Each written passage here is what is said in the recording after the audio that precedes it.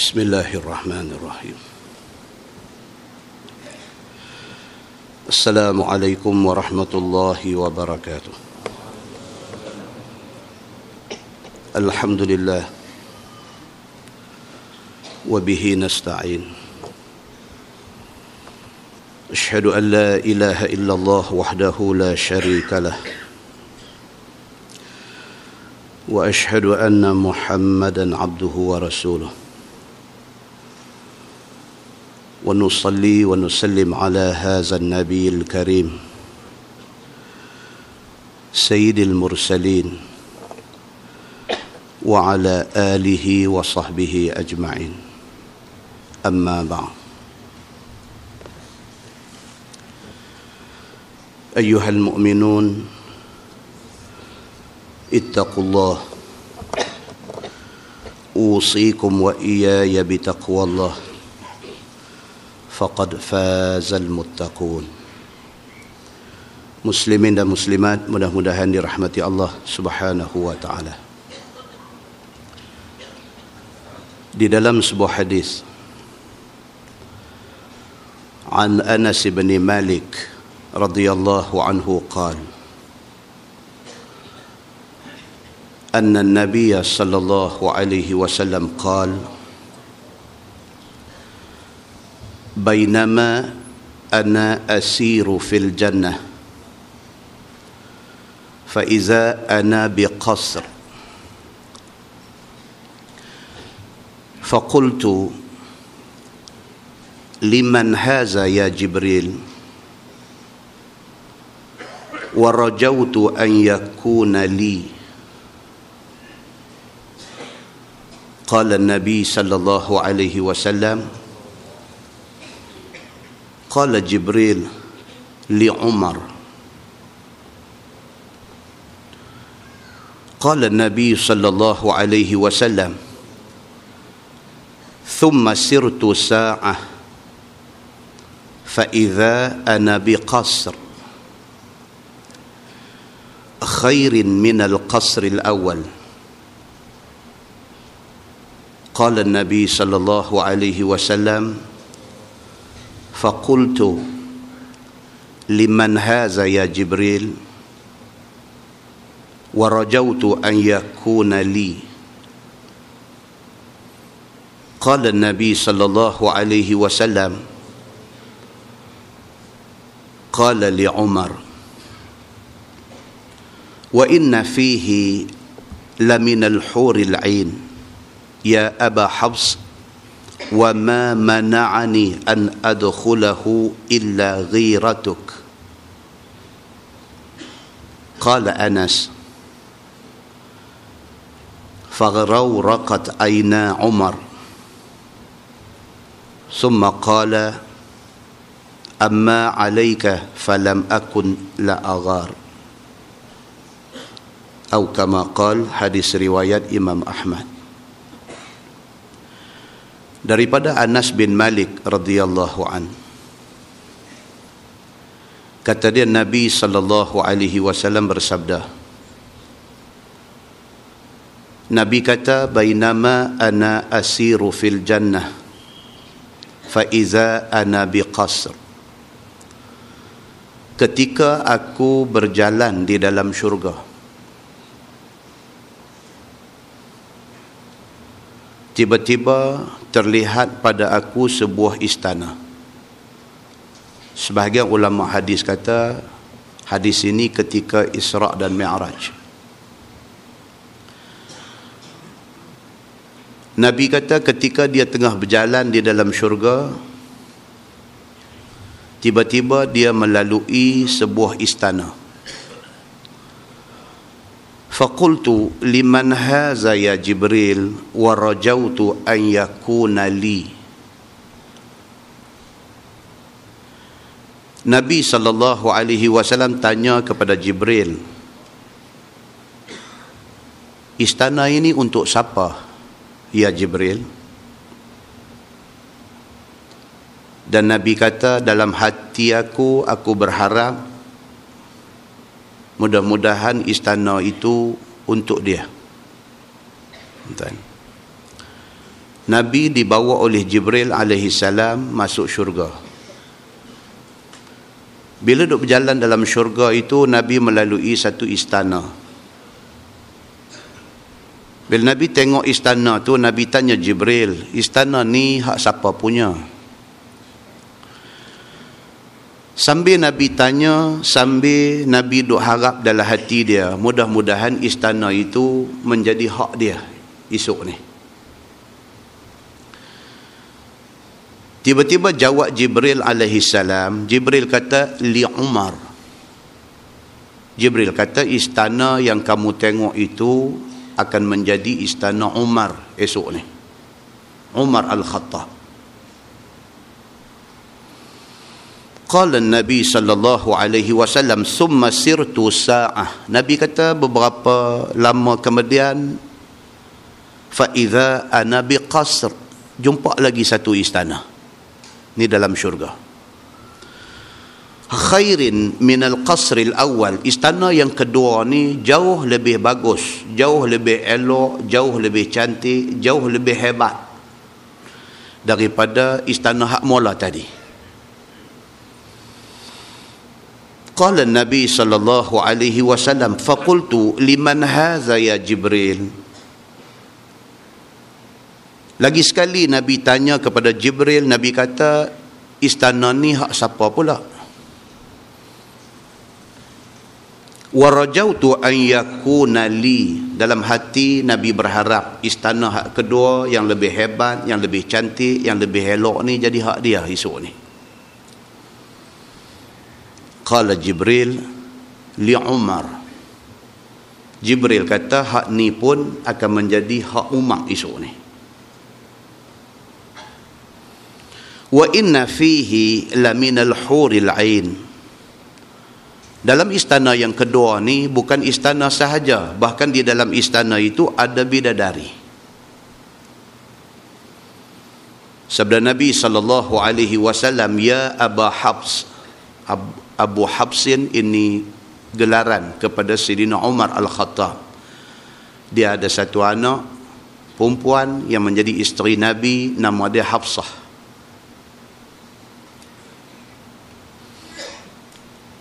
Nabi kata dekat dia, ya Aba Habsin, wa ma mana'ani an adkhulahu illa ghiratuk. Nabi kata dekat Umar Al-Khattab, Nabi kata, wahai Umar, tidak ada yang menegah aku daripada masuk dalam istana dalam syurga ini melainkan cemburu aku kepada kamu. Nabi bila cerita hadis ni kepada sahabat-sahabat, Nabi kata, Jibril bawa aku masuk syurga, tengah duk berjalan nampak satu istana. Aku tanya Jibril, istana ni hak siapa punya? Hati aku duk harap jadi hak aku punya. Tiba-tiba Jibril kata, ini Umar punya. Jalan lagi, jumpa lagi satu istana jauh lebih hebat pada hak mula tadi. Nabi tanya Jibril lagi sekali, istana ni hak siapa pula?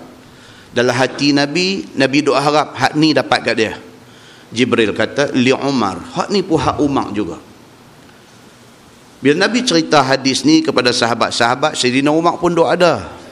Nabi kata kepada Umar Al-Khattab, Nabi kata, aku cemburu dekat hang. Aku rasa jealous dekat hang ni.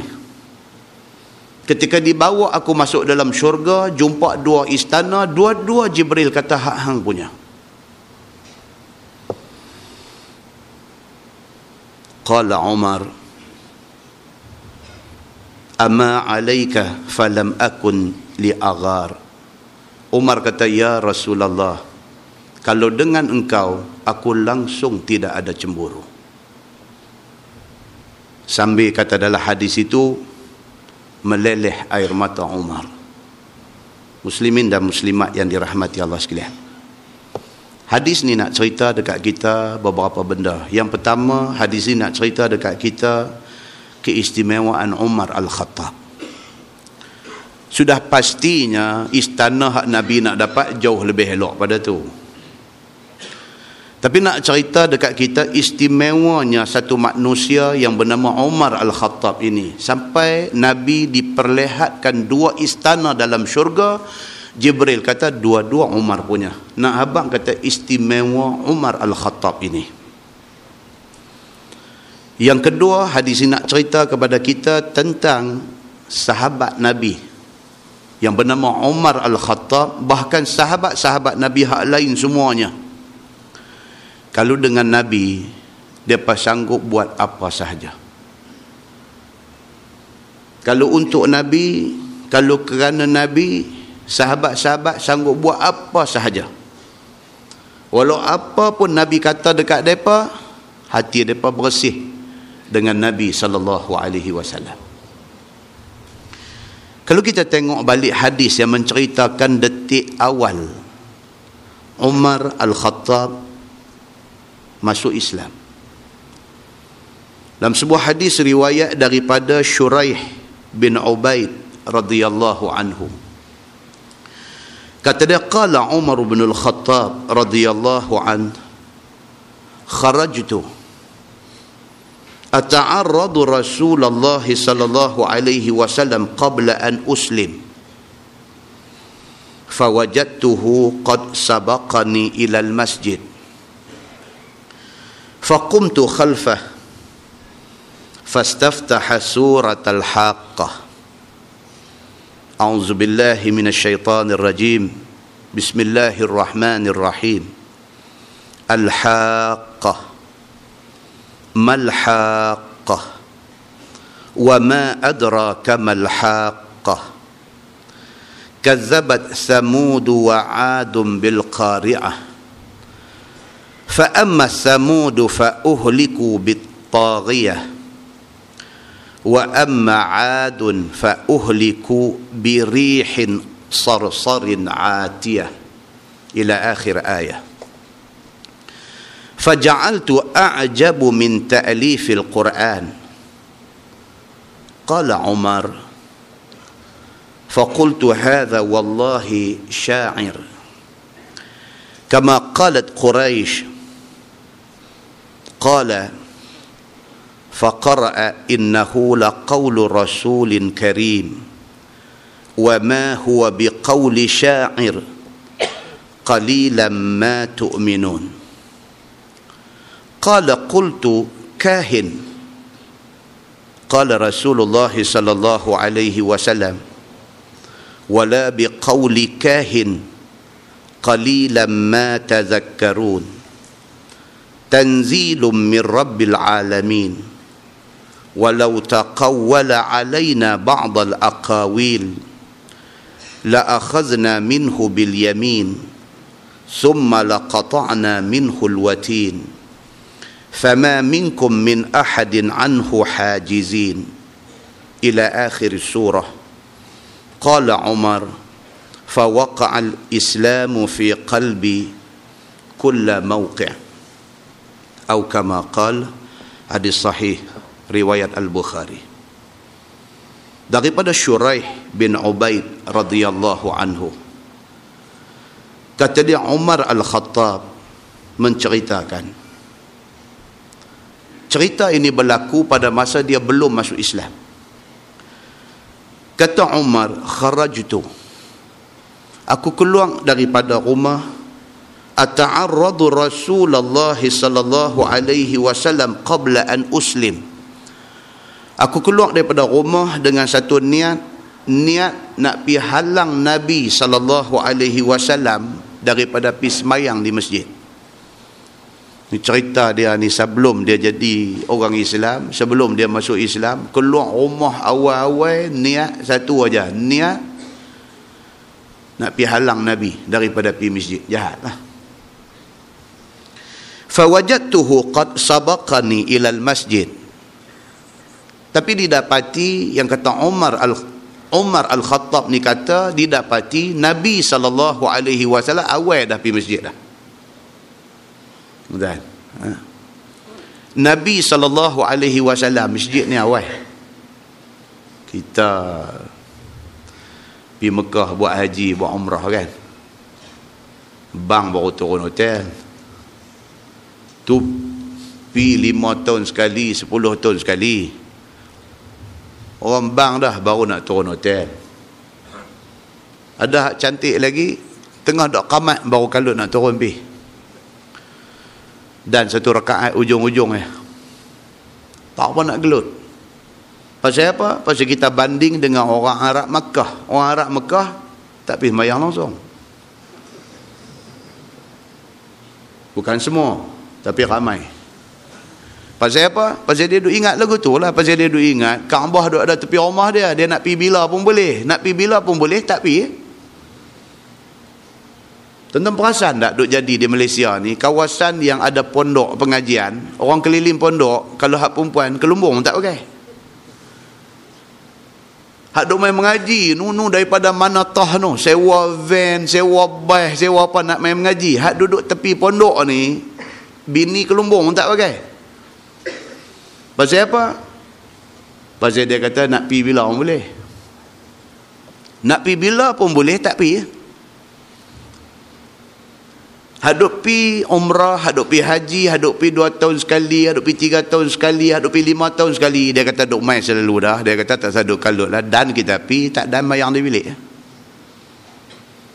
Hak awal-awal penjara pi ni siapa dia? Hak nak boleh pi sekali pun macam nak bercerai nyawa. Yang ni. Kalau boleh bukan 40 hari pi haji. Kalau boleh dia nak duduk 3 bulan. Pasal apa? Pasal dia nak pi sekali pun macam nak bercerai nyawa nak dapat pi. Dia hargai benda yang dia dapat tu. Muslimin dan muslimat yang dirahmati Allah sekalian. Hak bagus sangat pula. Saya pernah cerita dulu, satu cikgu saya sekolah menengah dulu. Dia kerap pergi umrah. Tapi subuh dia turun pukul 3. Boleh kata tiap-tiap tahun pergi umrah, tapi tiap-tiap kali pergi pukul 3 pagi dia ada di Masjidil Haram dah. Dia balik mai, dia nak cerita satu benda dekat saya. Dia kata ada satu imam, dia ni dia kata pernah tengok bila mai musim haji, dia pernah baca khutbah di Arafah, satu imam buta. Dia kata cikgu duk turun pukul 3 ustaz. Cikgu turun pukul 3, dia duk ada dah. Dia turun pukul apa? Malah esok cikgu turun 2.30, dia duk ada dah. Dia ni turun pukul berapa? Malah lusa cikgu turun pukul 2, dia duk ada dah. Dia ni rupanya dekat pukul 2 dia main dah. Ni yang kata imam buta di Masjidil Haram dulu ni. Yang dia nak cerita dekat kita, satunya nak cerita ni imam buta ni 2 pagi dah turun dah di Masjidil Haram, semayang sunat, semayang apa sampai nak tunggu subuh. Dengan siap bawa cerek kecil, air teh Arab apa semua ni duk minum di situ. Sekali itu pula ni cerita cikgu ni. Cikgu pi hari yang ketiga, yang keempat ke apa ke, dia kata cikgu duduk di saf nombor 3 belakang daripada depa ni. Ni cerita pukul 2 pagi, pukul 3 pagi ni. Cikgu duduk sah nombor 2, nombor 3 belakang daripada imam buta ni. Tiba-tiba dia bangkit, dia berjalan dengan buta dia ni, dia berjalan mai dekat cikgu ni, dia pegang cikgu ni, dia tanya, hang orang Malaysia ke? Anak cikgu ni sama saya dulu, ngaji sekolah Arab. Dia reti lah bila Arab ni tanya, dia duduk habaq ke ayah dia, dia kata ayah, dia tanya kita orang Malaysia ke? Anak ni jawab Malaysia. Dia pegang cikgu ni, dia peluk, dia pegang tangan, dia pimpin pi dekat multazam, dia angkat tangan doa untuk cikgu ni. Buta ni, imam buta ni. Lepas tu dia patah balik mai sini, dia panggil polis, ni buta ni. Dia gawang panggil polis, dia tunjuk ni orang ni bagi duduk sah depan bila sembahyang subuh sekali lagi. Menangis cikgu kita ni. Menangis cikgu kita ni, benda ni pergi jadi tu. Balik ni lambat balik sampai nak telefon nak cerita kat kita ni benda yang jadi ni. Saya counter check dengan anak dia yang sama sekolah dengan saya ni, betul ke kata ayah ni? Saya bukanlah tak percaya dekat ayah, dia cikgu kita. Dia kata betul, dia kata. Muslimin dan muslimat yang dirahmati Allah sekalian, hanya Allah saja yang tahu apa dia cerita di sebalik benda yang jadi itu. Orang bagus ada satu cerita, hak tak bagus ada satu cerita. Hak tak bagus hak tadi ni. Sampai qamat dah tak turun lagi.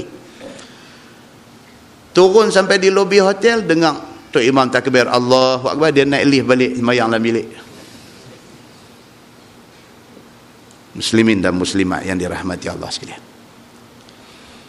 Umar Al-Khattab cerita sebelum dia masuk Islam ni, dia kata kharajtu ata'arradu Rasulullah sallallahu alaihi wasallam qabla an uslim. Aku keluar daripada rumah ni, cerita sebelum aku masuk Islam. Aku keluar daripada rumah dengan satu niat aja. Aku nak pi halang Nabi Muhammad daripada pi sembahyang di masjid. Fawajadtuhu qad sabaqani ilal masjid. Aku dapati awal dia dah ada di masjid. Ni yang kata Nabi. Faqumtu khalfah, aku tunggu di belakang. Umar kata, dia tunggu di belakang. Nabi jadi imam. Fastaftaha suratal Haqqah. Dia kata Nabi jadi imam, Nabi baca surah Al-Haqqah. Umar tak Islam lagi, dia tunggu di belakang tu. Apa niat dia tunggu? Dia nak pukul Nabi ke? Dia nak buat naya dekat Nabi ke? Dia tak tahu, tapi dia duduk tunggu di belakang. Dan dia dengar Nabi SAW baca surah Al-Haqqah. Allah berfirman, Al-Haqqah, Mal-Haqqah. Tu kena 6 harakat tu. Wa ma adraka mal-Haqqah. Kazabat Samud wa 'Adun bil qari'ah. Fa amma Samud fa uhliku bit taghiyah. Wa amma 'Adun fa uhliku bi rihin sarsarin 'atiyah. Ila akhir ayat. Nabi baca surah Al-Haqqah awal sampai habis. Umar Al-Khattab sebagai satu orang Arab dan satu orang yang terpandang tinggi di dalam masyarakat Arab Quraisy pada masa itu, satu orang yang berilmu dan terpelajar di kalangan ahli masyarakat dia reti menilai susunan bahasa-bahasa Arab ni. Bila dia dengar surah Al-Haqqah, Mal-Haqqah, wa ma adraka mal-Haqqah, sedap ayat tu. Bila dia dengar ni, dia kata faja'altu a'jabu min ta'lifil Quran. Aku rasa kagum, aku rasa takjub dengan susunan ayat Quran itu. Orang Arab, tuan-tuan, orang Arab, dia Islam ke, dia tak Islam ke, dengan bahasa Arab ni dengar faham. Macam mana kita baca surah abang, kita duk baca majalah Melayu ni, macam tu orang Arab bila baca Quran, dia baca Quran tu faham langsung dah. Cuma nak beriman ke tak mau beriman tu saja. Tapi cerita faham ni, cerita menilai, cerita nilai bahasa yang ada di dalam Quran tu dia parti. Maka Umar Al-Khattab yang belum Islam, yang turun pi dengan niat nak halang Nabi daripada pi semayang di masjid, bila dia dengar surah Al-Haqqah ni, dia dengar daripada awal sampai habis, dalam hati dia ni, faja'altu a'jabu min ta'lifil Quran. Dia rasa takjub, rasa kagum dengan susunan Quran ni. Kata Umar, dia kata haza wallah syair. Dia kata demi Allah, Muhammad ni seorang penyair, dia kata. Kama qalat Quraisy, macam mana yang orang Quraisy duk bercakap ni, depa tahan tok sampai dengar Muhammad ni, kalau hang dengar hang nanti sangkut dengan dia. Pasal apa? Pasal dia ni syair, pasal dia ni penyair. Hang tok sampai dengar langsung, kalau hang dengar hang nanti kena getah, kalau hang pi dengar hang nanti sangkut dengan dia. Awal tok saduk pi. Macam tu ada dalam masyarakat kita. Kadang-kadang dia tak berkenan dekat satu ustaz tu. Dia tak pi tak apa, dia tak bagi orang pi. Tak bagi pi ni, dia nak kena cari alasan untuk nak tak bagi orang pi tu. Macam-macam alasan. Dia duduk pi lah, dia ni balik nu. Balik nu. Balik nu tu tak tahulah balik mana. Pasal nak kena tahu dia balik mana lu, baru tahu balik nu balik mana. Jahat. Selagi mana kawan yang duk bercakap tu, dia bercakap tentang Quran. Selagi mana kawan yang duk bercakap tu, dia bercakap hadis Nabi. Kalau hang orang Islam, kalau hang terima Quran sebagai dustur, sebagai perlembagaan orang Islam, kalau hang terima Nabi sebagai Nabi hang, sebagai pemimpin yang menjadi ikutan hang, selagi mana ustaz tu duk baca Quran, duk baca hadis Nabi, hang kena dengar. Dia kata jangan duk pi. Dia balik Macam mana orang tak bagi masyarakat Arab Quraisy dulu tak bagi pergi dengar Nabi SAW. Pasal apa? Mereka kata Muhammad ini syair, Muhammad ini penyair. Kalau hampir dengar dia, hang nanti terpukau dengan bahasa cantik dia, hang nanti jadi pengikut dia. Sedangkan dia ni penyair. Dia bukan Nabi, dia bukan Rasul, dia bukan utusan Allah. Dia bohong kita aja kata dia ni utusan Allah. Dia ni penyair, dia ni cari makan. Umar bila dia pi dengan niat tak elok, dia dengar surah Al-Haqqah. Bila dengar dia sebagai satu orang yang terpelajar, boleh fikir, reti bahasa Arab dan nilai-nilai sastra yang ada di dalam bahasa Arab, yang ada di dalam Quran ini, bila dia dengar, dia rasa kagum dengan Quran yang Nabi baca. Cepat-cepat dia potong rasa kagum itu. Dia kata haza wallahi syair, demi Allah dia ni penyair, seperti mana yang orang Quraisy duk kata. Dia nak potong supaya dia tak jatuh hati kepada Nabi Muhammad sallallahu alaihi wasallam. Elok Umar ingat macam tu aja. Tiba-tiba Nabi baca ayat innahu laqaulu rasulin karim wa ma huwa biqauli syair qalilan ma tu'minun. Nabi pergi baca ayat tu seolah-olah jawab kepada apa yang dia ingat tadi. Dia ingat kata Muhammad ini syair, Muhammad ni penyair. Tiba-tiba Nabi baca innahu laqaulu rasulin karim. Nabi baca ayat tu, benar sungguh yang kata wahyu yang diturunkan kepada Rasul yang mulia itu ialah Quran ni. Ni Nabi duk baca ni Quran ini la qaulu rasulin karim. Satu qaul, satu kata-kata yang mai daripada Allah Subhanahu wa taala kepada Rasul yang mulia. Dan Quran tu kata wa ma huwa biqauli syair, dan bukanlah Quran ini ucapan daripada penyair. Jawab kepada hak dia ingat tadi. Umar Al-Khattab bila dia teringat lagu tu, Nabi baca ayat seolah-olah menjawab apa yang dia ingat dalam hati dia. Dia kata wallahi kahin. Dia kata demi Allah, dia kata Muhammad ini kahin. Kahin ni apa tuan-tuan? Tukang tenung ataupun ahli sihir, kita kata.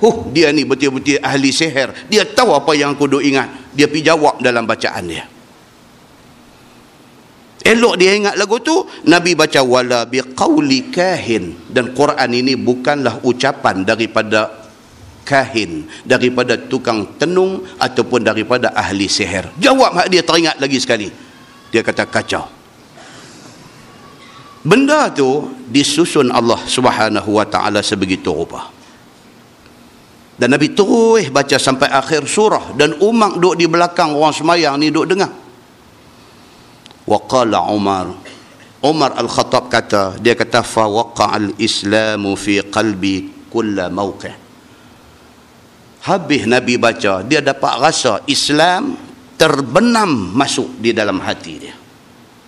Selepas daripada kejadian ni lah, dia pergi cari adik dia yang ikut Nabi sallallahu alaihi wasallam. Muslimin dan muslimat yang dirahmati Allah sekalian. Itu yang dikatakan Umar Al-Khattab, satu manusia hebat yang ketika Nabi masuk syurga, Nabi tanya Jibril, istana ni untuk siapa? Jibril kata li Umar. Pi lagi sikit, jumpa lagi istana hak lagi elok pada hak tadi. Nabi tanya istana ni untuk siapa? Lagi sekali Jibril kata li Umar, untuk Umar. Nabi SAW kata dekat Sayyidina Umar, aku cemburu dengan hang. Pasal apa? Hang satu orang istimewa. Syurga sudah menyimpan satu istana elok untuk hang di sana. Muslimin dan muslimat yang dirahmati Allah sekalian. Pada hari wafat Nabi SAW, Dalam hadis Al-Bukhari, riwayat daripada Aisyah radhiyallahu anha. Kata dia, ketika Nabi wafat, Sayyidina Abu Bakar As-Siddiq dia ada di rumah dia di Sunuh. Sunuh, dekat dengan Quba. Hari Nabi wafat, Abu Bakar dia ada di sana. Rumah dekat dengan Quba. Umar dia ada dekat. Bila sampai saja kepada Umar berita wafat Nabi sallallahu alaihi wasallam, faqama Umar yaqul, Umar Al-Khattab bangkit berdiri, dia kata, wallahi ma mata Rasulullah sallallahu alaihi wasallam. Umar bila ramai habaq dekat dia kata Nabi dah wafat, Umar bangkit berdiri, dia kata, wallahi Nabi Muhammad tak mati, dia kata. Sayang dia kepada Nabi SAW ni sampai dia tak boleh terima berita Nabi mati. Ni nak cerita sayang dia, extremely sayang. Bila Umar habaq dekat dia, Umar, Muhammad Nabi kita dah tak ada dah, dia terus kata wallahi, dia kata ma mata Rasulullah sallallahu alaihi wasallam, Nabi Muhammad sallallahu alaihi wasallam tidak mati, dia kata. وقال عمر والله ما كان يقع في نفسي إلا ذاك. Dia kata, demi Allah aku pasti tentang Nabi tak mati ni, dia kata. Makna dia perkemah lagi. Jangan main habaq dekat aku kata Nabi mati, jangan main habaq dekat aku kata Nabi dah wafat. Demi Allah Nabi tak mati lagi, aku boleh rasa dalam hati aku Nabi belum mati, dia kata. Wala yab'atsannahu Allah, dia kata bahkan aku yakin Nabi duduk tidur, saat lagi Allah akan bagi dia bangkit balik. Ini hadis ni tuan-tuan, hadis sahih riwayat Al-Bukhari. Dia nak cerita dekat kita sayang dia dekat Nabi tu. Tak boleh nak menerima hakikat kewafatan Nabi tu, tak boleh terima. Macam kita lah, kita sayang satu orang dalam dunia ni, telinga kita tak mau dengar something bad kena dekat orang tu. Kita sayang dekat siapa? Dalam dunia ni kita sayang dekat, sayang kat mak kita, kita sayang dekat ayah kita sayang dekat bini kita sayang dekat anak-anak kita. Kita tak mau dengar, telinga kita tak mau dengar orang main bagi tahu satu benda tak elok kena kat orang-orang ni semua. Kalau dengar, hati kita menidak akan benda tu. Tak betul benda ni. Pasal apa? Pasal sayang. Umar Al-Khattab bila ramai habaq kata Nabi wafat, dia kata wallahi Nabi tak wafat. Wallahi hati aku boleh rasa Nabi belum wafat. Wallahi dia kata Nabi tidur aja, saat lagi Allah akan gerak dia akan bangkit berdiri. Wallahi fala yaqta'anna aydiya rijalin wa arjulahum, demi Allah siapa yang kata Nabi mati, Allah akan kerat kaki dengan tangan dia kata. Tuan buka dalam Sahih Bukhari, jumpa hadis ni. Hadis yang menceritakan sayang Abu Bakar, sayang Umar Al-Khattab kepada Nabi ni tahap tu. Macam ni punya kaki tuan-tuan. Kalau pergi bercakap tak elok pasal Nabi depan dia, dia tampak mati. Ni kalau macam ni punya orang, kita pergi depan dia, pergi buka mulut, pergi habang kata Nabi ni apa, tak elok sikit, dia tampak mati. Pasal dia tidak boleh dengar benda tak elok orang kata dekat orang hak dia paling sayang di atas dunia ni, iaitu Nabi sallallahu alaihi wasallam. Kata hadis tu, fajaa Abu Bakar, baru Abu Bakar sampai. Nuh daripada Quba nak naik kuda apa semua sampai. Mai Sayyidina Abu Bakar As-Siddiq di rumah Nabi ni, di makam Nabi lah ni. Umar satu orang yang dipanggil rajulun buka, satu laki-laki yang kuat menangis. Bila orang habaq kata Nabi wafat, dia tak menangis. Dia mai daripada rumah dia, tenang, turun, tambak kuda, dia masuk dalam rumah Nabi, rumah anak dia, rumah Aisyah. Fakashafa an Rasulillah sallallahu alaihi wasallam. Dia buka kain hak tutup wajah Nabi yang mulia. Dipangkin tempat dibaringkan Nabi ni. Faqabbalahu. Abu Bakar buka, tengok wajah Nabi, dia cium Nabi. Dalam hadis lain detail lagi cerita, dia cium di antara baina ainai Nabi sallallahu alaihi, antara dua mata Nabi, dia cium situ. Wa qala, kata Abu Bakar, bi abi anta wa ummi tibta hayyan wa mayyitan. Dia kata, demi ayah, demi mak aku, dia kata, engkau masa hidup sangat baik, masa wafat engkau juga sangat baik. Ni Abu Bakar, satu orang yang cukup tenang. Dia menerima berita ni dengan tenang, dia mai dengan tenang, dia buka kain yang tutup wajah Nabi, dia kucup dari Nabi, dia, demi Allah, demi mak, demi ayah aku. Dia kata, ya Rasulullah, engkau masa hidup manusia paling baik, engkau wafat, engkau manusia paling baik. Wallazi nafsi biyadih la yudhiquka Allahul mautataini abada. Demi Allah, dia kata, Allah tidak akan bagi engkau rasa dua mati. Kematian sekali aja rasa. Demi Allah, engkau tidak akan rasa dua kali mati.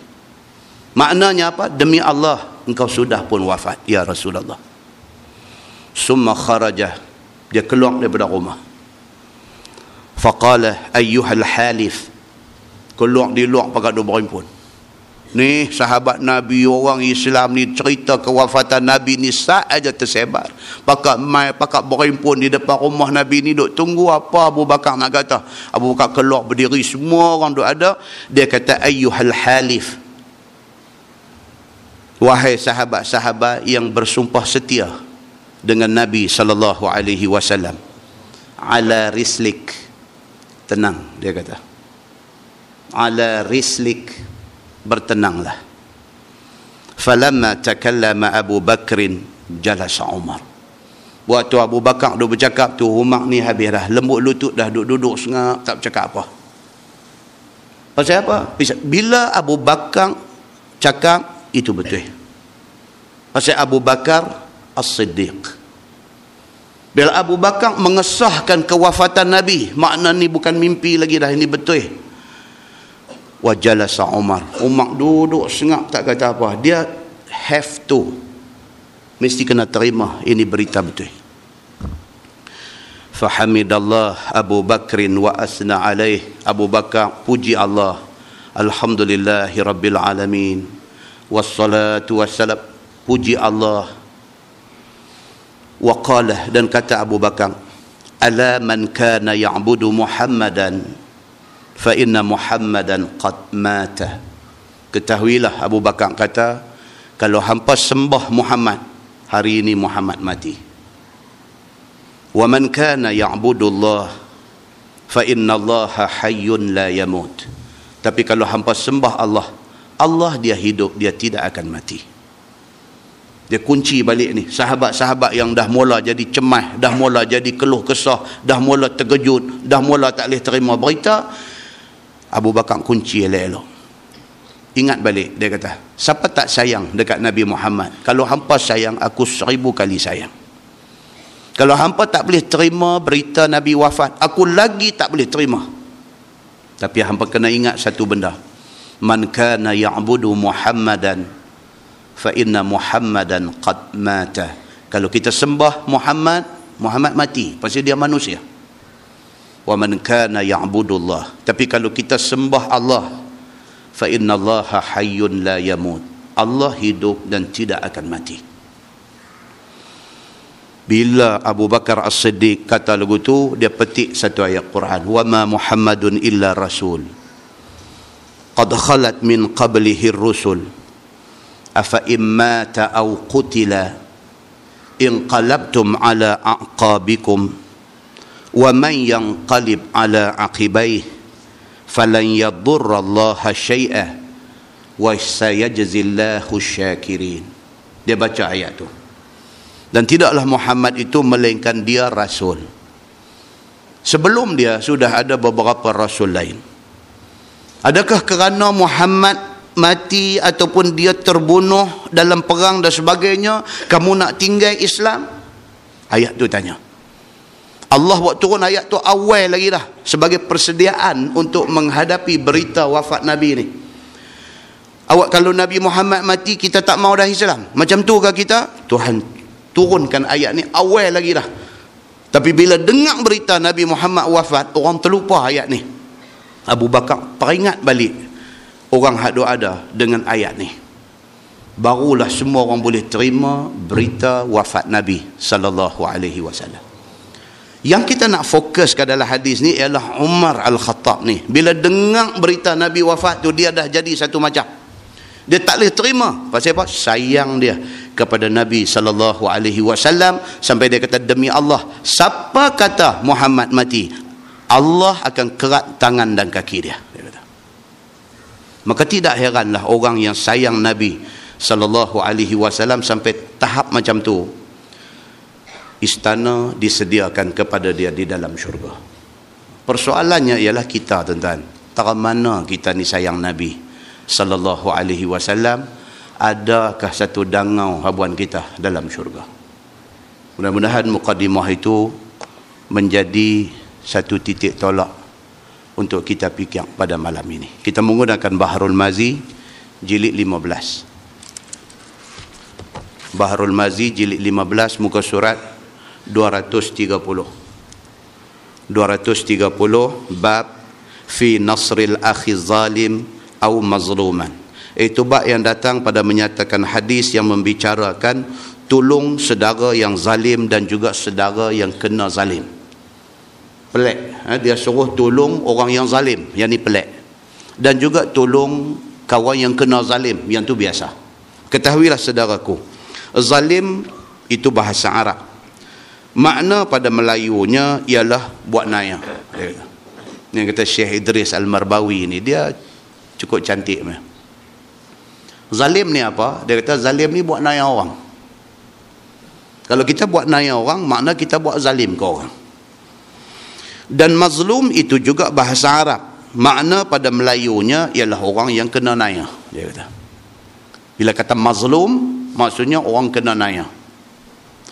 Maka apabila seseorang itu tampang ataupun pukul satu orang yang lain dengan tidak ada apa salahnya, maka yang memukul dan menampar itu zalim, dia kata.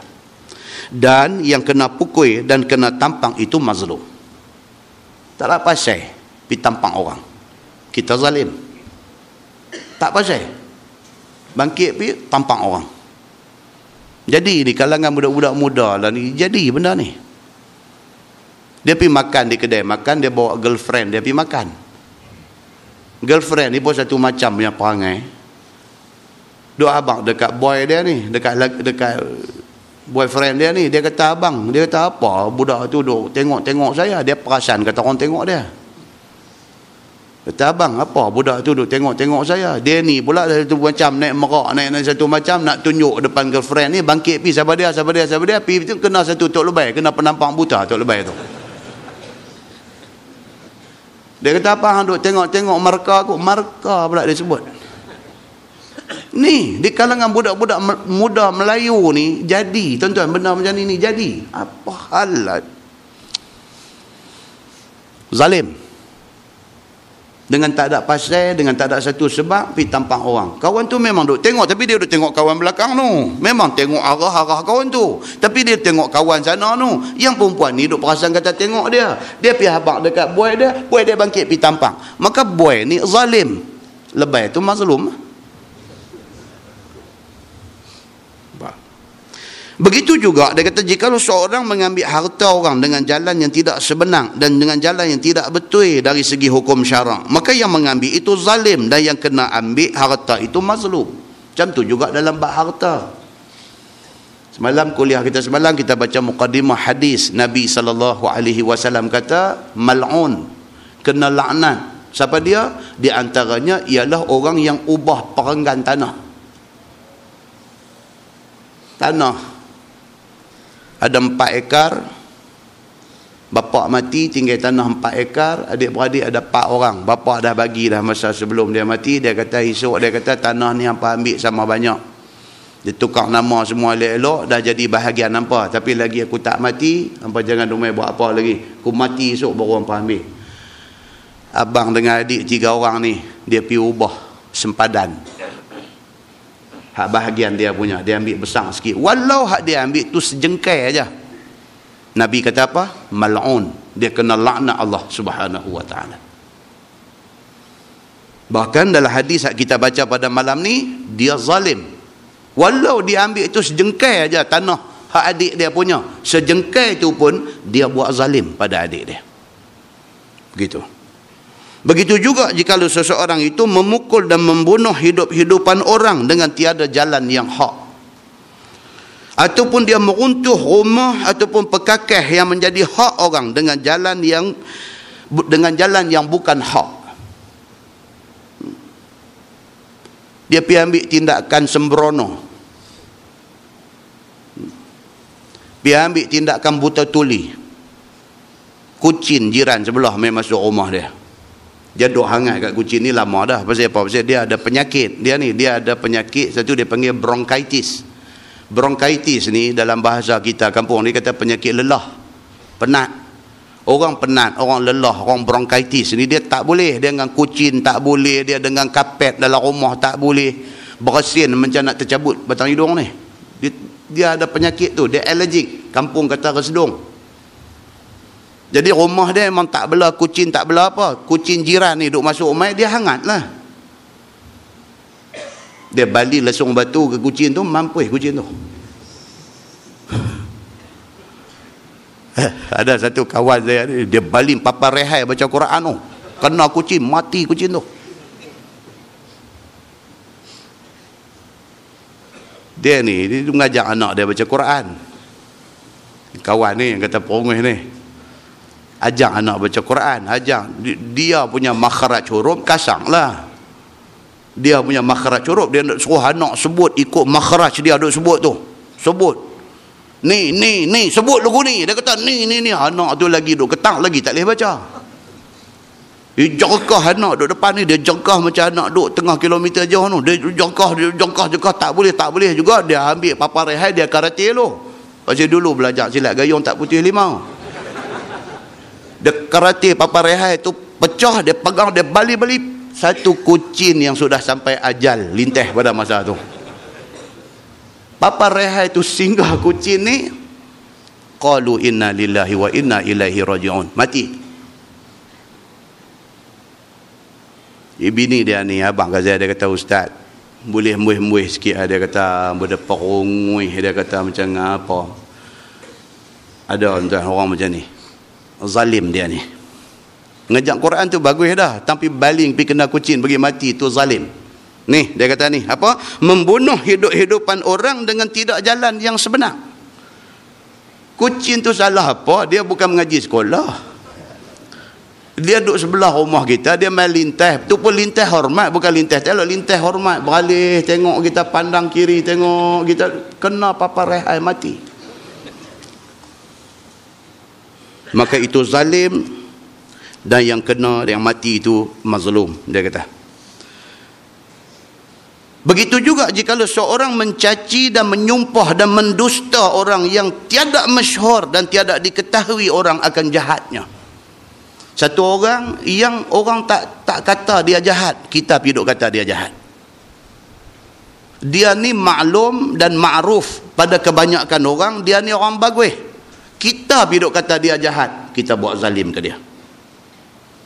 Ataupun menuduh orang dengan sangka dan agak, tak boleh. Duduk tuduh orang kata dia ni cikgu biasa je, hang tengok dia buat rumah amai tang mana duit. Dia kata ni cerita ni tahta di sekolah jadi cikgu koperasi, duk makan rasuah apa. Mudah duduk tuduh orang. Dia kata hang kira tengoklah gaji cikgu apa duit. Dia kata yang boleh pergi buat rumah sampai 100,000 macam tu, dia ambil duit mana? Dia kata ni cerita ni duk gagal duit apa-apa. Tuduh orang dengan main sangka, dengan main agak. Dia zalim kepada orang yang kena tuduh. Dan mempermaki orang dengan tiada hak. Maka yang mencaci dan menyumpah dan mendusta dan menuduh dan yang mempermaki orang itu zalim namanya. Dan yang kena caci, yang kena sumpah dan kena nista dan kena tuduh dan kena maki itu mazlum namanya. Tuduk terang tak habis lagi. Padahal kita faham dah. Dia abang sikit tadi ni. Tapi dia terang bagi panjang lagi. Sebagaimana tersebut di dalam hadis At-Tirmizi, kata dia an Anas anin Nabi sallallahu alaihi wasallam qala unsur akhaka zaliman au mazluman. Diriwayatkan oleh satu sahabat Nabi sallallahu alaihi wasallam, nama dia Anas bin Malik radhiyallahu anhu, daripada Nabi sallallahu alaihi wasallam bersabda, tolong olehmu akan hamba Allah yang mukmin, akan saudaranya yang Islam, yakni yang berbuat zalim dan juga yang kena zalim. Nabi kata tolong dua-dua sekali. Orang yang buat zalim pun kita kena tolong, orang yang kena zalim lebih lagi kita kena tolong. Qulna ya Rasulullah nasartuhu mazluman fa kaifa ansuruhu zaliman. Qala Rasulullah sallallahu alaihi wasallam takuffuhu 'anil zulmi fa dzalika nasruka iyyahu. Kata kami, ya Rasulullah, telah aku tolong akan dia, yakni yang kena zalim, iaitu kami lepaskan dia daripada segala mudarat yang mau datang mengenai saudara hamba itu.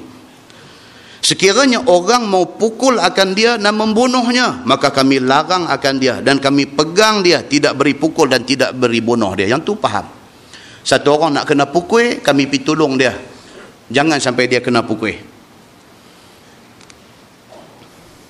Dan kami beri nasihat kepada dia. Dan jika kami tahu ia mengambil harta dengan jalan yang bukan hak, kami lepaskan dia daripada segala mudarat yang mau datang mengenai akan saudara itu. Kalau satu orang kena zalim, kami pergi tolong dia, kami lepaskan dia daripada zalim yang nak kena dia tu. Sekiranya orang itu mau memukul akan dia dan membunuhnya, maka kami larang akan dia dan kami pegang dia, tidak beri pukul dan tidak beri bunuh, bahkan kami nasihat dia. Kalau sekiranya dia nak pergi pukul orang, kami pergi pegang dia. Sudah. Terus ada buat orang macam tu. Nasihat dia pula lagi, apa hal yang habis duk bergaduh dengan orang ni. Itu tolong, dia kata. Dan jika kami tahu ia mengambil hartanya dengan jalan yang bukan hak, maka kami suruh pulangkan dia. Kalau kami tahu dia duk pergi ambil harta orang dengan jalan tak betul, kami kata dia bagi baliklah duit orang ni. Ataupun kami ambil daripada yang mengambilnya itu dengan bergagah. Kalau sekiranya dia ambil sungguh duit orang secara paksa, kami ambil balik duit dia ambil orang tu, pergi bagi balik kepada tuan punya duit tu, dia kata. Kemudian kami berikan pada yang empunyanya kembali, sebagaimana daripada bermacam-macam hal menolong orang yang zalim itu. Maka sudahlah dapat kami tolong akan dia. Tetapi bagaimana kami nak tolong orang yang buat zalim? Dia kata, kalau sekiranya dia buat zalim, kita nak tolong macam mana? Dia nak pukul orang, kita tolong pergi pukul sama ke? Macam mana? Dia kata. Seperti mana dia mengambil harta orang dengan jalan yang tidak sebenar, adakah kami tolong akan dia pergi ambil sama? Dia nak pergi samun duit orang, kita pun pergi join dengan dia, pakat samun sama. Itukah tolong orang zalim? Dia kata. Atau siapa ada yang menegah ia ambil itu, kami tolong akan dia bersama-sama melawannya. Kalau dia pergi nak ambil harta orang, kan, ada orang yang orang nak kena samun ni duk lawan, kita pergi Jahanam kawan hak duk lawan ni, mudahkan dia nak ambil harta kawan tu. Adakah itu makna tolong orang zalim? Jawab Nabi SAW, bermula tolong orang yang buat zalim itu, iaitu kamu tegah, kamu larang dia daripada buat zalim. Itu maksudnya. Maka itulah tolong kamu akan dia. Maka menegah orang yang buat zalim daripada membuat zalim itu, hukumnya wajib atas satu orang yang mengetahuinya. Wajib kita kena pergi nasihat orang buat salah ni, suruh dia berhenti daripada buat salah. Wajib, dia kata. Seperti satu orang yang nak mencuri, maka dia hendak bunuh, dia hendak berbuat zalim namanya, maka wajiblah satu orang yang mengetahui bahawa dia nak mencuri, tegah dia dan nasihat akan dia. Dia nak mencuri, pergi nasihat dia, sudahlah, dia mencuri buat apa. Maka bagi takut ke atasnya dengan habas, penjara ataupun lebih kuasa dan lainnya. Yang ni pun isu, tuan-tuan tengok dalam surah abang apa, Metro ke apa baru ni, dia pun buat bandingan hukuman ni. Ini pun satu pening juga duk jadi. Budak-budak perempuan Melayu pergi terlibat, dia pun panggil menari tiang. Metro kot keluar baru ni. Budak perempuan Melayu pergi terlibat dalam satu, dia panggil menari tiang. Pergi buang kain baju semua, pergi menari duk peluk tiang tu. Kena tangkap, kena hukum RM25. Satu budak pondok mana kan naik motor tak pakai helmet, pakai serban, kena hukum berapa? 50 ke RM60. Depa kata lah, naik motor pakai serban kena mahal pada kawan tak pakai apa piduk menari tiang ni, depa kata. Jadi lagu mana keluar dalam suara abang baru ni orang pertikai benda ni. Wallahu alam. Awak dia jadi lagu tu kita pun tak tahu. Muslimin dan muslimat yang dirahmati Allah sekalian. Ini yang duk jadi kadang-kadang atas dunia ni begitu keadaan dia, akhirat sanalah nak tengok hak betul, hak salah, hak siapa dia. Baik, dia kata dan jika seorang itu mau memukul dan membunuh, maka wajib atas orang yang mengetahui, melarang dan menasihat akan dia, ataupun ugut dan pukul dia, dan ugut dengan hukuman balas bunuh dan sebagainya. Yang penting kita stop dia daripada buat benda salah. Kemudian bab baru dia kata bab fi itian abwabis sultan. Itu bab yang datang pada menyatakan pergi ke pintu-pintu sultan. Ini ceritanya. Cerita satu tajuk orang yang nak kata lagu mana aku tak tahu. Kira hidup dia mengampu pemerintah. Begitu. Kalau dia pi atas tujuan yang baik, pi nak memberi nasihat, pi nak bagi ilmu dan sebagainya, itu terpuji. Tapi kalau pi duk ulang pi bukan atas tujuan baik, tapi atas tujuan-tujuan keduniaan. Ini tajuk dia nak bagi tahu ni. Ketahuilah saudaraku. Pergi datang kepada sultan itu, yakni mendampingi dia seperti menjadi orang-orang yang berjawatan kepadanya, ataupun menjadi juak-juaknya, ataupun menjadi taulannya, ataupun menjadi orang yang berhampiran dengannya. Maka yang demikian itu tidak salah pada syarak. Dia habaq itu dulu. Tak salah bagi kita rakyat ataupun bagi kita orang yang menjawat jawatan dalam negeri pi dekat dengan pemerintah. Tidak salah pada dasarnya. Melainkan jikalau pergi balik kepada sultan itu kerana dunia. Yang jadi salah ni, kalau niat kita pi mendekati dia tu bukan niat baik, tapi niat keduniaan, di situ ada salah. Dan kerana nama dan kerana pangkat, maka itu salah. Piduk cari nama, piduk cari kedudukan, piduk cari pangkat, piduk cari darjah kebesaran, yang tu tak bagus. Dia kata. Adapun jikalau pergi datang kepada sultan itu kerana agama dan kerana nak meninggikan agama dan kerana nak melarang akan zalim sultan itu, dan juga kerana nak menjauhkan dia daripada yang demikian itu. Tapi kalau dia pi, tiap-tiap kali pi dia ada satu benda, satu nasihat, satu perkongsian ilmu di antara dia dengan sultan, dengan pemerintah, itu bagus. Mana tiap-tiap sesi pertemuan dia dengan pemerintah, dengan raja, dengan sultan, dengan menteri, dengan perdana menteri, kalau dia dapat ruang untuk duduk dan bersembang ni, dia akan isi 5 minit, 10 minit, 15 minit, setengah jam masa dia duduk tu dengan bercakap hal agama.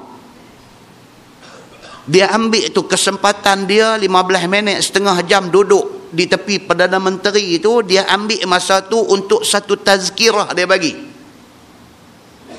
Dia ambil itu masa dia dapat duduk di dekat orang yang berkuasa ini, dia ambil untuk nak memberi satu benda yang menambah ilmu kepada orang-orang yang berkedudukan macam ni. Yang tu bagus. Berani tak tuan-tuan? Kita ada jawatan besar, dapat peluang pergi duduk, kata Datuk Nabi SAW bersabda, berani tak? Tak payahlah formal macam tu. Cara yang tak formal, tapi message bagi sampai. Kata Datuk, saya terus terang abang Datuk, lillahi ta'ala, saya sayang dekat Datuk. Masuk cara tu. Daripada Datuk tak jadi Datuk, saya sayang dekat Datuk. Sampai hari ni saya sayang dekat Datuk. Datuk, Kalau boleh Datuk, beritahu apa kita nak beritahu. Saya minta maaf Datuk kalau cakap saya ni, Assalamualaikum Datuk. Tuan-tuan, 5 minit lah. Tapi hak kita bercakap tu dengan cara atas bijak pandai kita, atas kebijaksanaan kita, atas cerdik kita, atas apa yang Allah bagi dekat kita ni, kita garapkan benda tu, sampaikan mesej tu dekat dia. Allahu Akbar, tuan-tuan. Kadang-kadang kita ni, dia jadi macam mana? Jadi takut bayang-bayang. Tapi saya lagi rupiah abang lagu tu, bagus punya boleh duduk ni, terweh. Jadi tak abang. Esok di akhirat esok, dia boleh habang depan Tuhan pula. Dia kata, saya tak tahu. Dia kata,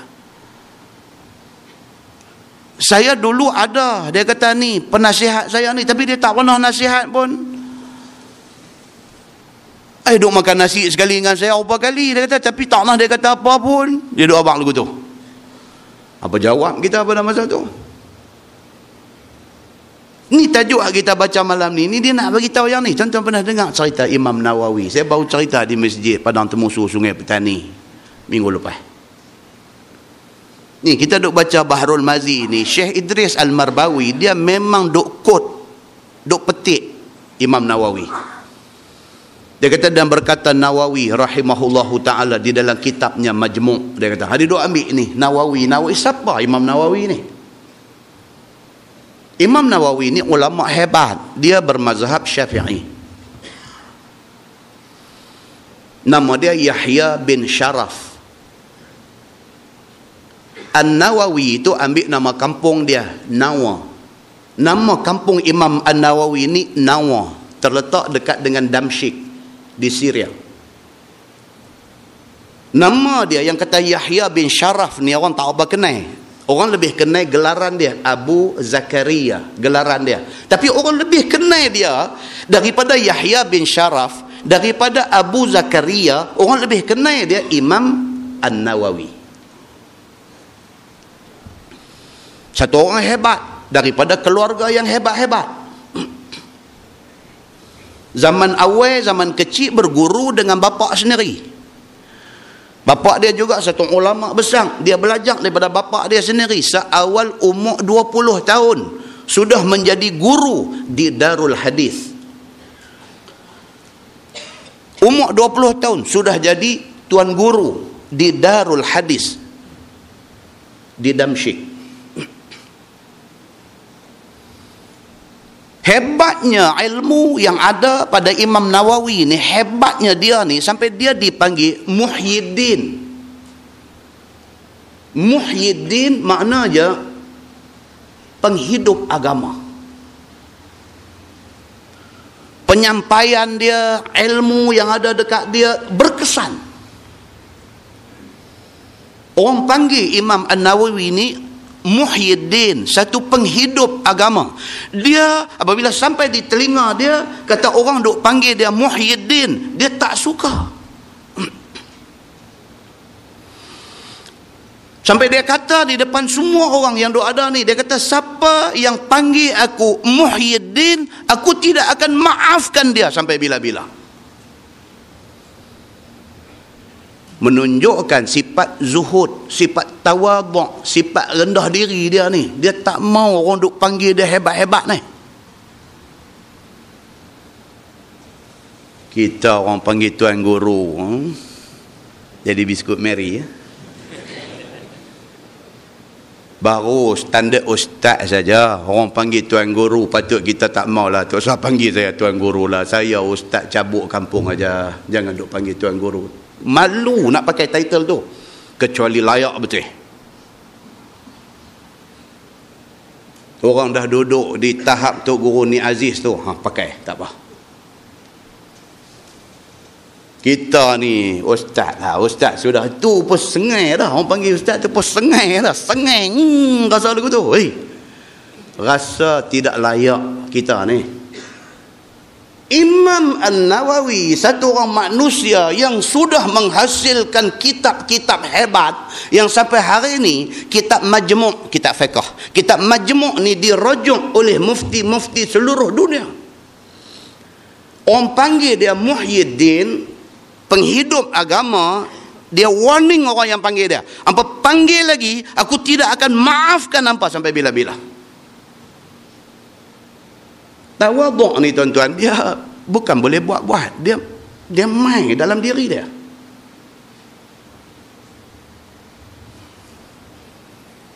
Diriwayatkan yang kata Imam An-Nawawi ni, tidur malam ni cukup sikit. Tidur malam ni, dia malam ni masa untuk ibadat dan menulis kitab. Malam bukan masa tidur bagi dia. Malam masa dia nak beribadat, masa dia nak tulis kitab. Tuan-tuan pernah dengar kitab Riyadhus Salihin? Dia tulis. Tuan-tuan pernah dengar kitab Minhajul Abidin? Dia tulis. Tuan-tuan pernah dengar kitab Majmu' Fiqh? Dia tulis. Siapa yang tulis syarah kepada Sahih Muslim? Imam Nawawi tulis. Satu ulama yang cukup hebat. Satu hari raja yang memerintah pada zaman dia hidup panggil dia. Ni nak masuk berkenaan dengan tajuk ni. Raja yang memerintah pada zaman dia hidup panggil dia. Raja pun tak kenal dia. Raja kenal hak ulama-ulama yang ada kiri kanan dia. Bila raja nak suruh ulama-ulama ni keluar satu fatwa kepada rakyat, ulama-ulama yang ada di keliling raja ni rasa tumpui mereka tu. Dia kata kalau fatwa ni kami sign, orang tak pakai. Dia pakai cadangkan dekat raja, dia kata tuanku, kalau nak rakyat tak pertikai fatwa ni, ada satu orang, kalau dia sign, orang pakai. Siapa? Raja kata. Dia kata Imam Abu Zakaria An-Nawawi. Oh. Raja kata siapa dia ni? Oh, dia orang hebat dalam masyarakat. Tuanku tak tahu, tuanku tak duduk dalam masyarakat. Okey, raja kata panggil dia mai. Maka dipanggil Imam Nawawi mai menghadap raja. Bila dia mai, dibentangkan kepada dia fatwa ni, nak suruh dia sign ni, dia baca dulu. Bila dia baca fatwa tu daripada awal sampai habis, dia kata dia tak mau sign. Pasal apa? Pasal dia kata ini bukan fatwa, ini buat zalim kepada rakyat. Dia kata saya tidak boleh sign benda ni. Saya tidak boleh bersekongkol dengan kezaliman. Raja hangat tak? Hangat, ha? Tak pernah siapa cakap macam ni dengan aku ni. Raja terus keluar satu perintah. Raja kata lucutkan semua jawatan yang ada dekat dia. Ulama-ulama raja pergi kata dekat raja. Dia kata tuanku, dia ni tak ada jawatan apa. Tak kacau tuan-tuan. Dia ulama rakyat. Dia tak gaduh pegang jawatan apa, tak gaduh bagi apa kat dia, tapi kalam dia, kalam masmu'. Orang Arab kata kalam masmu', maksudnya cakap dia orang dengar. Raja terkejut, yang apa panggil mai kata apa dia ni lugu tu lugu ni nak suruh dia saya tak ada apa, jawatan apa pun tak ada. Dia kata tak ada apa. Dah tu orang pakai dia, orang tak pakai kami. Kacau tuan-tuan. Raja hangat tak? Bertambah hangat. Nak ambil tindakan tak boleh. Ada yang jahat di kiri kanan raja ni kata, dia kata tuanku, lah ni macam ni tuanku, hukum dia. Tuanku boleh penjarakan dia kalau tuanku mau. Atas alasan mengingkari kehendak tuanku. Apa jawab raja tuan-tuan? Raja kata demi Allah, aku segan kat dia. Tu dia tuan-tuan. Raja jawab kata demi Allah aku segan ke dia. Ini yang kata Imam Nawawi rahimahullahu ta'ala. Muslimin dan muslimat yang dirahmati Allah sekalian, cuba kita sambung baca kitab ni tadi. Kata hadis tu, dia kata Ani bin Abbasin anin Nabi sallallahu alaihi wasallam qal man sakana al-badiyah jafa. Diriwayatkan daripada satu sahabat Nabi sallallahu alaihi wasallam, nama dia Abdullah bin Abbas radhiyallahu anhuma. Daripada Nabi sallallahu alaihi wasallam sabdanya, barang siapa tinggal diam di darat yakni tinggal jauh daripada bercampur gaul dengan orang di dalam satu kampung ataupun dalam satu negeri ataupun dalam satu kota, nescaya kasar perangainya. Nabi kata man sakanal badiyah. Badiyah ni badui itu badiyah, badin maksudnya orang yang hidup di darat, duduk tengah padang pasir, tak berkawan dengan orang, tak kenal masyarakat, tak tahu hidup macam mana hidup bermasyarakat, tak tahu. Nabi kata man sakanal badiyah, siapa yang hidup di darat, tak pernah bercampur dengan orang, jafa, dia ni akan jadi satu perangai kasar. Dia tak pernah berkawan dengan orang, dia tak reti nak beradab sopan, dia tak pernah berkawan dengan orang, dia duk berkawan dengan lembu kebau, dia duk berkawan dengan apa, dia tak berkawan dengan orang, dia jadi kasar. Maka kasar perangai itu ialah langgang laku dan kurang ajar, dia kata ni dalam kitab ni. Yang kata kasar tu maksud dia macam mana? Dia kurang ajar. Bukan dia kurang ajar, tapi kasar lah. Kasar tu kata dia bukan kurang ajar, tapi kasar dia tu orang kata kurang ajar. Sekiranya datang orang yang demikian itu bercakap dengan orang yang tua-tua ataupun orang yang dipertua ataupun orang yang berkehormatan, maka tidak lemah lembut cakapnya dan tidak lemah lembut perangainya. Sekiranya ia datang terus masuk dengan tiada minta izin. Itu yang kata kasar tu. Dia jiran sebelah rumah kita, dia main rumah kita, dia masuk pergi, dia buka tudung periuk, dia duduk ambil nasi buah, dia duduk makan, dia duduk buat perangai kasar lagu tu.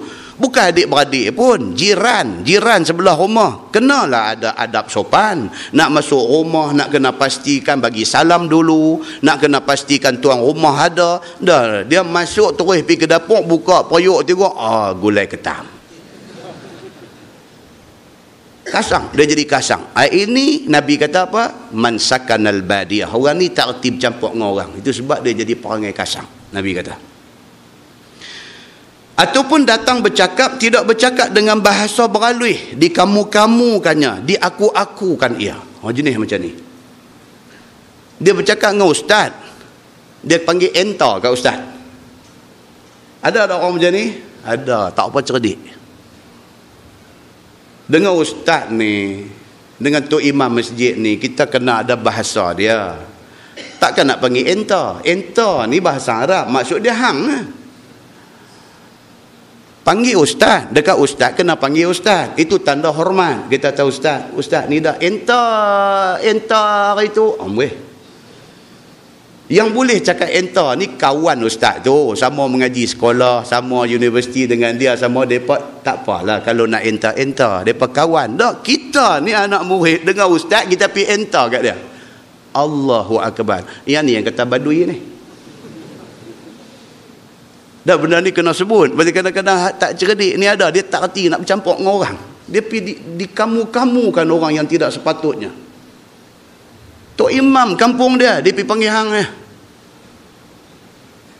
Ni apa, anak aku nak menikah, aku pergi rumah hang, tak ada ni. Dia buat cakap lagu tu kat tok imam. Tok imam ni pun dengar sengai awak dia ni ni. Tak boleh, lagu tu tak boleh. Ini yang Nabi SAW kata. Nabi kata man sakanal badiyah jafa. Orang hak jenis darat ni dia tak reti lah, dia kasar.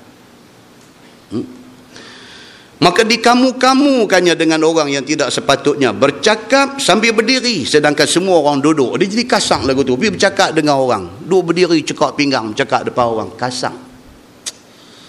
Bagi orang yang ada adab sopan, yang ada akhlak, yang ada budi pekerti, tengok pun awak dia ni bercakap lagu tu, tengok cekak pinggang dengan berdiri, tak elok nampak. Ini orang badiyah, dia kata. Tuan-tuan, benda ni universiti bukan ajak ni, benda ni Masjid Sultanah ya belajar pun. Sebab anak-anak kita mengaji sampai universiti, habis bachelor, pergi sambung master's degree, dah ada master's degree, pergi sambung PhD dan sebagainya. Kadang-kadang badui juga. Pasal apa? Pasal universiti tak ajak ni benda ni. Ajak adab sopan, ajak apa ni, dia belajar daripada agama di masjid dan juga daripada masyarakat. Kita belajar. Dan yang lebih utama yang nak mengajar adab ni siapa dia? Kita mak bapak di rumah. Kena ajar anak kita bersopan. Begitu. Datang dengan rupa gopoh-gapoh dan kasar, melangkah orang dan sebagainya, mencelah orang dengan tiada beza tua muda, dia jadi lagu tu. Kasar, mai lambat tu, mai dari belakang tu, langkah debuk, mai duduk di depan. Tuan-tuan boleh tengok pemandangan ini di hari Jumaat. Nak duduk depan, mai awal. Mai lambat tu daripada belakang tu, dia langkah bau orang, langkah mai duduk depan. Padan dengan hak mai awal ni pun tak mau duduk depan. Dua-dua pun salah jugalah. Tapi ni hak kasar ni. Hak lagi kasar ni sambil langkah sambil tekan bau kawan pula, duk langkah pi. Kawan tu sampai angkat kepala tengok lagi, dia ni kusidai lagi cuma itu bahasa orang Penang. Penang dia kalau nak buat orang dia kata sidai. Dia ni saya kira kus, dia bukan sin, dia sod. Dia ni saya kira kusidai dia lah. Tu nak kena. Kan? Tu marah tu. Hang main lambat, hang langkah orang duk tekan kepala bau kita pula. Kusidai lagi cuma. Dan apabila duduk tidak tetap duduknya. Jadi satu lagi. Dia duduk di depan orang yang ada kehormatan. Dia pergi rumah tu imam, dia duduk di sila panggung. La ilaha illallah. Sila panggung ni tak kenalah di depan orang-orang yang terhormat. Bila orang tegur dia, apa hang pergi bercakap di hampir rumah tu imam duduk sila panggung? Awak salah ah? Oh, duduk tanya lagu tu pula. La ilaha illallah, badui tunggu. Dia kata awak salah ke? Awak sila panggung haram ke? Duduk main lagu tu. Kacau kita. Pasal tak baca hadis ni. Ni hadis ni doa abang ni. Dia kata janganlah macam tu. Dia kata duduk tidak tetap duduk. Bahkan terkadang bersila. Terkadang bertimpuh. Terkadang berdiri lutut. Bahkan kadang-kadang bertinggung. Bahkan kadang-kadang berluncuk kaki. Sila panggung. Dia duduk lagu tu. Jenis duduk buah ni. Tertib sikit. Sopan sikit duduk. Sopan kita tu menunjuk kita reti hormat orang yang ada depan kita. Itu. Maka semuanya itu kasar perangai dan kurang ajar. Dia kata, ni dalam bahasa kitab ni. Syekh Idris Al-Marbawi dia marah. Itu sebab dia pergi terjemah apa? Kurang ajar. Dia kata. Sebab pun jadi orang-orang yang tinggal jauh daripada orang ramai yang demikian itu ialah kerana sedikit bercampur gaul dengan orang-orang yang pergi jadi lagu tu pasal apa? Pasal tak berkawan dengan orang. Bila dia tak berkawan dengan orang, dia tak bercampur dengan orang, dia tak belajar adab sopan di kalangan orang. Dia tak belajar.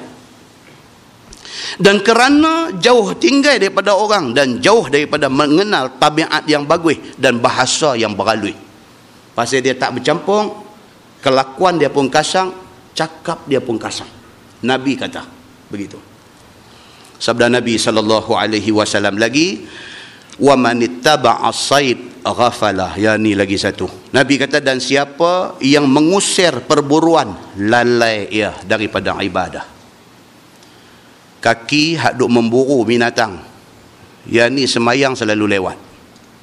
Kalau dikiaskan lagi yang Nabi kata kaki buru binatang ni semayang lewat ni, kalau dikiaskan lagi siapa? Ahli kelab joran, semayang dia nanti jadi kalang kabut. Ni kaki mengaikan ni, kelab joran dia bagi. Sewa bot ni, turun pi mana tah tu, pi duk mengaikan, terlepas waktu semayang. Turun lepas Aisyah, turun mengaikan. Sampai subuh ni, dah nak nampak, dah nak cerah dah ni. Dah nak cerah dah, subuh dah nak habis dah. Masa tu ikan pun dia duk keluar ramai. Masa tu ikan nak keluar ramai. Kawan hak bawa bot ni kata, kita kena balik kot ni, nak cerah dah. Dia kata, sat 5 minit lagi, 5 minit lagi. Nu dia duk syok ikan duk tangkap kail dia tu. Sat 5 minit cerah. Kawan hak bawa bot tu kata, ni hang punya pasal aku pun tak semayang. Dia kata, hang pun sopang aku. Dia kata, sopang. Kalau dikiaskan lagi yang Nabi kata wa man ittaba'a as-sayd ghafala, ini kaki burung. Sopa juga. Duk ligan burung ni. Duduklah semak. Duduk tunggu burung ni sampai ulang senduk mai patuk bungkuk belakang. Dia duk fikir ke burung dia kena patuk. Allahumma salli ala Muhammad. Ni yang Nabi kata ni. Ada tuan-tuan lah ni orang duk gila burung ni. Ada tapi tak ramai dah. Dulu ramai tuan-tuan. Dulu minta ada semak sikit ada depa. Bukan ada burung, ada depa. Kita tengok motor aja duk tepi jalan tu tahu dah dia duk dalam semak tu lah. Tu kalau kita nak bagi dia sakit hati, kita picit horn pula. Pet. Dia bangkit berdiri. Oi, dia kata, "Ang apa saya burung lari." Marah kita. Ni, tuan-tuan, satu saya nak beritahu apa. Hadis Nabi ni tuan-tuan, ilmu dia hidup tak? Cukup hidupnya, cukup hidup. Nabi cakap benda ni 1400 tahun dulu sampai hari ni. Betul ya Nabi kata. Kalau dikiaskan lagi, wa man ittaba'a as-sayd ghafala, siapa yang duk gila burung binatang ni dia jadi ghafala, jadi ghaflah, jadi lalai ni siapa dia? Orang duk main golf. Siapa juga. 7 pagi duk terpacak dah di golf course tu, dekat padang golf tu. 7 pagi duk ada dah. Turun main ni duk pukul-pukul berjalan pi, pukul-pukul berjalan pi, pukul-pukul berjalan pi sampai pukul 1. Naik makan. Naik makan, hak mana semayang, hak tak semayang. Tapi ramai pun duk semayang lah ni. Lepas semayang, turun lagi satu orang lagi. Turun pula tu, pukul 2, turun, naik pula pukul 7. Asang tak ada. Pasal apa? Pasal duk ligan bola tu. Bola hak dia pukul ni. Bila saya cakap macam tu, tuan-tuan tahu kata saya tak main golf. Dan marahlah orang-orang yang main golf pada malam ini. Dalam ramai-ramai hak duk main golf ni, ada yang bagus. Ada yang bagus. Dulu ada satu KSU, kementerian, ketua setiausaha kementerian, main golf. Sebelum turun ke padang ambil ayat semayang dulu, sejadah bubuh di atas kereta bagi dia tu. Ambil ayat semayang dulu, sejadah dia ada atas bagi tu. Masuk waktu tengah padang golf tu, dia cari kiblat, dia hampang, dia semayang. Tapi dalam 10 nak jumpa seorang, kalau ada alhamdulillah macam tu. Tapi dia ni satu ketua setiausaha kementerian, macam tu dia. Muslimin dan muslimat yang dirahmati Allah sekalian. Maka Nabi SAW kata, jenis permainan, jenis benda yang membawa kepada lalai ni, jaga-jaga. Masalah, dia kata berburu binatang itu melalaikan ibadah. Sesungguhnya ini satu perkara yang diberi jaga oleh Nabi SAW. Maka hendaklah satu orang yang suka masuk hutan berburu binatang, rusa, kijang, pelanduk, kancil dan burung dan sebagainya, biarlah ingat kepada pesan Nabi SAW itu. Islam tidak larang minat itu, tapi jangan sampai melalaikan ibadah. Islam dia macam tu, bukan dia pergi blok minat orang, no, tapi bagi kena cara. Begitu. Apabila berburu, maka hendaklah jangan lalai oleh perburuan itu dengan ibadah. Jangan sampai tinggal semayang dengan sebab berburu itu. Jangan sampai macam tu. Jangan sampai kerana piduk mengaikan sampai tak semayang. Jangan macam tu. Sahibul Fadilah Datuk Harundin minat memburu dan minat mengaikan. Semayang atas bot, saya biasa turun dengan dia. Semayang atas bot. Untuk makluman tuan-tuan, semalam yang berbahagia Al-Fadil Tuan Guru Datuk Dr. Harundin selamat di bedah di Amerika semalam. Dia pergi umrah, balik terus ni fly pergi Amerika, semalam di bedah. Alhamdulillah. Doa bagi dia cepat baik, itu saja. Muslimin dan muslimat yang dirahmati Allah sekalian. Dan jangan menanti dan mentakhirkan ibadah dengan sebabnya itu. Maka dengan kerana berburu itu banyak melalaikan orang daripada ibadahnya, maka itulah sebab dinamakan ia pada syarak lahwun. Dia dipanggil lahwun, benda yang boleh membawa lalai, permainan yang melalaikan daripada ibadah. Tetapi sungguh pun dia bernama permainan, tidaklah dilarang oleh syarak daripada berusahanya. Kita tak salah nak pergi ambil hobi-hobi ni buat hobi kita, tapi jangan melalaikan ibadah. Bahkan diharuskan syarak serta berkelebihan dia daripada usaha yang lain yang diharuskannya. Dan sabda Nabi sallallahu alaihi wasallam, "Wa man ata abwabas sultan iftatana." Yang ni dia nak bagi tahunya. Dan siapa yang pergi ia akan pintu-pintu sultan, nescaya kena fitnah ia. Nabi dah bagi tahu dah. Kita pergi rapat dengan pemerintah, pergi rapat dengan pihak yang berkuasa dan sebagainya, tak usah baik macam manalah, kita akan kena fitnah. Kita buat baik pun ada orang akan pandang serong dekat kita. Maka siapa yang menghampiri pintu-pintu pemerintah, Nabi kata iftatana, mereka akan kena fitnah, yakni jatuh ia di dalam maksiat dan sebagainya. Sebab pun jatuh di dalam maksiat itu kerana ada kalanya pergi datang kepada sultan itu kerana dunia dan kerana nama dan kerana pangkat. Kerana tu dah dapat datuk, nak ambil datuk seri. Dah dapat datuk seri, nak ambil lagi. Bila itu yang menjadi buruan dia, dia terfitnah. Darjah kebesaran anugerah jangan dicari, jangan diminta. Orang rasa kita layak, orang nak bagi, boleh tolak. Orang marah kita pasal tolak, ambil. Jangan duk rasa nak tambah lagi. Jangan. Pasal apa? Itu memfitnah kita. Dia begitu. Dan terkadang diperelokkan pula apa mungkar yang diperbuat sultan. Ini teruk lagi. Dah dia pergi jadi orang kanan kepada pemerintah, kepada kerajaan, kepada sultan. Hak pemerintah, hak kerajaan, hak sultan buat tak betul, dia pergi duk kata betul. Lagi sakit yang ni. Muslimin dan muslimat yang dirahmati Allah sekalian. Pasal apa dia ni yang mungkar yang diperbuat sultan itu diperelokkan dan diperbetulkan dia supaya dapat dunia dan dapat nikmatnya. Kalau itu yang dia nak, jahanam dunia dan jahanam akhirat dia. Maka jadilah dia kata orang yang pergi datang kepada sultan yang demikian itu menjual agamanya. Dia main tahap tu dah. Dia jadi apa? Dia jadi jual agama. Jual habis ilmu, hak pergi mengaji apa semua, jual habis semata-mata kerana yang disebutkan tadi. Wal-'iyazu billahi min zalik. Dan inilah yang selalu berlaku dan yang selalu terjadi pada orang yang pergi datang kepada sultan itu. Syekh Idris Al-Marbawi kata 60 tahun dulu. Syekh Idris Al-Marbawi dalam mensyarahkan hadis yang kita baca ni syarah ni dia tulis 60 tahun dulu. Dia kata inilah duk jadi kepada sebahagian daripada alim ulama. Inilah yang duk jadi, dia kata. Maka dengan kerana itu diberi ingat oleh Nabi SAW dalam sepotong hadis tadi. Maka hendaklah seseorang itu jaga diri apabila pergi datang kepada sultan itu supaya tiada jatuh di dalam fitnah. Jaga, jangan sampai dia masuk dalam gelung fitnah ni. Biar dia jadi satu ulama yang dihormati. Allahu akbar, tuan-tuan. Tuan tengok Sultan Muhammad V Kelantan lah ni. Masya Allah.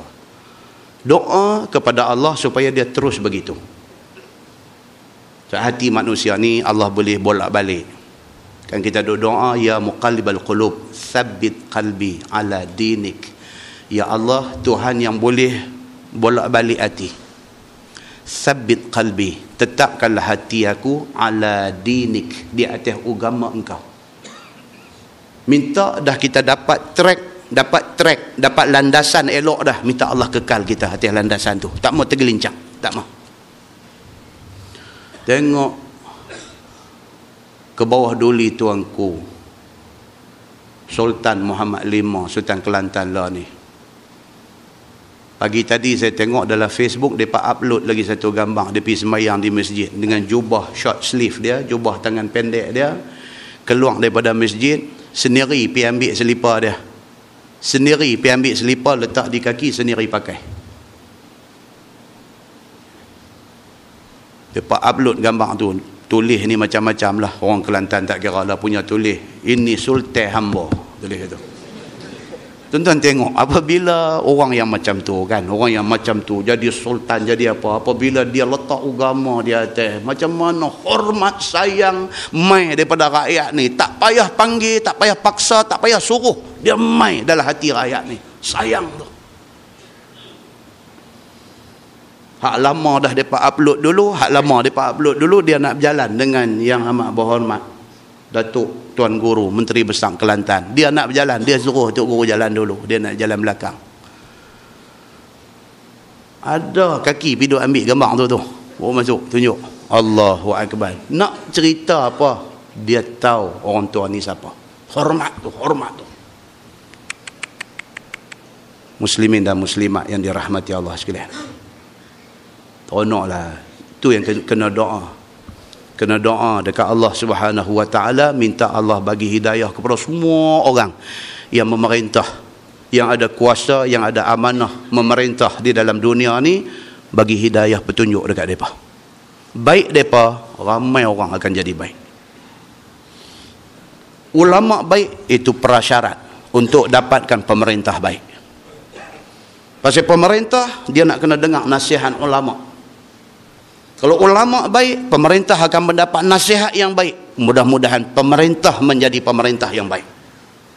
Baik diukur dari segi sejauh mana dia taat kepada Allah dan Rasul, sejauh mana dia menjunjung tinggi Quran dan hadis Nabi. Oh ni. Allah dia tunjuk sikit-sikit, dia tunjuk sikit-sikit aja. Seorang dia main macam tu. Yang Allah buka pintu hati dia untuk terima hidayah Allah Subhanahu Wa Taala. Nah, baik kata At-Tirmizi, dan pada bab ini ada riwayat daripada Abi Hurairah radhiyallahu anhu, dan katanya lagi hadis ini hadis yang hasan lagi sahih daripada hadis Ibni Abbas, dan tiada kami ketahui melainkan daripada hadis Ats-Tsauri. Wallahu a'lam. Lepas ni kita tengok bab ma jaa innakum mansurun wa musibun, iaitu bab yang datang pada menyatakan hadis yang membicarakan bahawasanya sekalian kamu berkemenangan dan dapat harta. Oh, ini lagi satu amaran. Nabi 1400 tahun dulu, Nabi kata orang Islam ni, sahabat-sahabat ada depan Nabi dan anak cucu kita esok-esok ni akan menjadi golongan yang mansurun, golongan yang menang. Islam akan jadi golongan yang menang. Nabi kata dah. Terbukti tak tuan-tuan? Lepas daripada wafat Nabi, naik Sayyidina Abu Bakar As-Siddiq, Islam semakin berkembang. Naik Umar Al-Khattab, Islam memerintah 2/3 dunia. Nabi kata, masa tu belum macam tu lagi. Nabi kata, sebiji macam Nabi kata, berlaku. Zaman Umar Al-Khattab, dia menjadi pemerintah kepada 2/3 dunia. Sampailah zaman kemudiannya kita tengok para sahabat Nabi ridwanullah alaihim ajma'in, yang depa ni masuk Islam di depan Nabi, yang depa ni kenal Islam daripada didikan Nabi, yang depa ni berjuang bersama dengan Nabi. Kemudiannya sahabat-sahabat Nabi ni kubung merata dunia duk ada. Nanti insya-Allah bulan depan kita mukadimah, kita baca satu hadis cerita tentang orang mati di tempat jauh daripada tempat kelahiran dia. Apa ganjaran yang disediakan Allah Subhanahu Wa Taala kepada dia. Bulan depan insya-Allah kita baca mukadimah hadis tu. Dalam budaya kita orang Melayu ni, mati di England tu nak balik mai tanam dia Lockstock ni. Adakah tak ada kebaikan kita beranak di Lockstock, pi mati di England, tanam di England? Ada tak ada kebaikan dia? Kita tengok mukadimah hadis bulan depan insya-Allah. Selepas kita baca hadis tu, kita tahu apa kita nak buat. Di mana mati, simpan di situ. Muslimin dan muslimat yang dirahmati Allah sekalian. Maka Nabi pesan, innakum mansurun. Satu hari hampa akan jadi golongan yang menang. Wa musibun, bahkan hampa akan menjadi golongan yang dapat harta cukup banyak.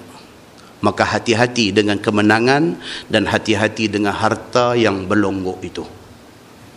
Kita tangguh dengan tasbih kafarah dan suratul As. Subhanakallahumma wa bihamdika, asyhadu an la ilaha illa anta, astaghfiruka wa atubu. Bismillahirrahmanirrahim.